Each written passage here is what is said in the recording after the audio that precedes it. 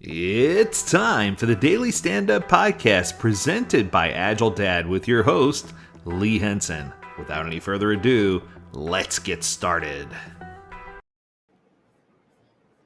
I had a student recently who went through SAFe training and they went to my advanced product owner class. Now, this person had a regular product owner certification, so was certainly qualified to be in any advanced class.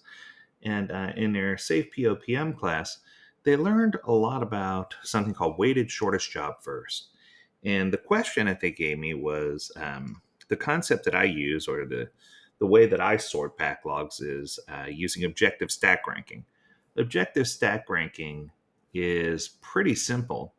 In essence, it relies on the product owner to build relationships with three different people in the organization. One person who explicitly knows that the view of the consumer and what their wants, needs, whims, and desires are. One who aligns strategically with the organization to understand which things are going to take precedence if we had a strategy meeting. And the third is someone who represents the technical wherewithal so that they can give some type of technical rating or size on the item to give it that value. Now, with those three, you can assign values to each one, and then you can triangulate those three, and you can use an algorithm in the background to figure out an objective stack rank backlog and then tweak that backlog from there. Now, while this might sound overly complicated, it actually is a good way to make sure that the product owner has the right conversations and that they get their head around the scope of the work. So let's compare that to weighted shortest job first. So with weighted shortest job first, this is where you're trying to cover everything. It's the easiest way for me to explain it. It covers a wide breadth of aspects.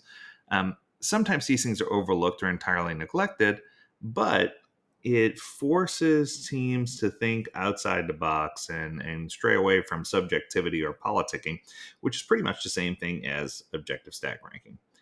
And there are four pieces or four things that are assessed. So the first thing that's assessed is business value.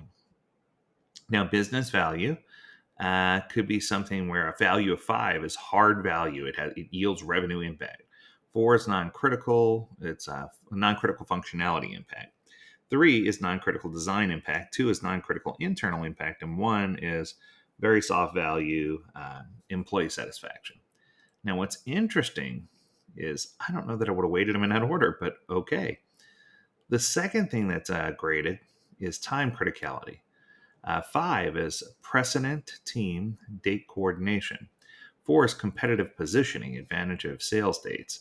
3 is dependency, cross-functional impact. 2 is earlier customer impact or growth engagement. And 1 is executive strategy, enterprise level goals. The third category is risk reduction. 5 would be safety, data security measures. 4 would be functionality impact, structural fixes. 3 is client-facing risk avoidance. 2 is proactive future issue avoidance. And 1 is customer attention, independent nuance. And then opportunity and enablement is the fourth category, or opportunity enablement. 5 is growth for increased revenue and more customers. 4 is operational efficiency, architectural improvement. 3 is enterprise development, scalability, or leverage. 2 is market reach, newer shared environment. And 1 is internal process or independent stability. Now, let's take this set of grades, yikes, and now we have to take that set of grades and get a priority grade. So to get the priority grade, you take your total impact grade, the sum of each of the 4 columns, and divide it by your level of effort t-shirt size to get a priority grade. For example, if you had an impact grade total of 16 divided by a level of effort of 2, that equals a priority grade of 8. The higher the priority grade, the higher the task should be ranked in your backlog. If the expectation is that the product owner will know all of this, and the expectation is that the product owner will understand these things and run with it and just be, it almost feels like every one of those, business value, time criticality, risk reduction, and opportunity enablement, have scores that involve conversations with different people. So it almost feels like they took something similar to what I do, made it overly complicated, got more people involved in each category, and then added the level of effort piece on top, trying to use t-shirt sizes that people are going to directly associate with time. It basically sounds like a nightmare scenario. So it talks about assessing your impact grade first and rating everything with an assigned number of 1 to 5. And it says here that the product owner is responsible for making sure that happens. Then the level of effort is coordination with the team. I get what they're trying to do here, but what I can tell you is conversations might sound something like this. Well, with task number 1, despite scoring lower in areas of impact, it has a much smaller level of effort, which means it can be accomplished either quicker or easier.